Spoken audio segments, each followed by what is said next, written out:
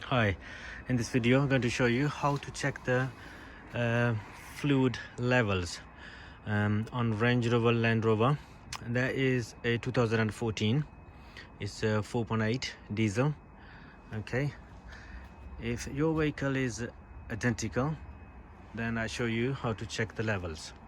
Okay, on the top of the right wing there is a screen washer, but that is for the headlight washer. This one is the screen washer. Right, and that cap is for the engine oil.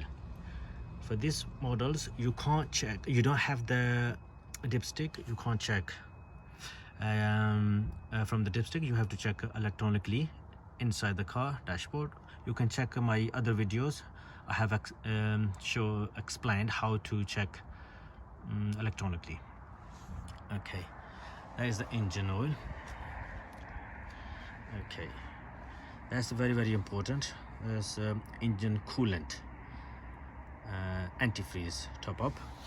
So make sure when you open, it has to be in cold. That bottle is for the power steering fluid, and you can check the levels.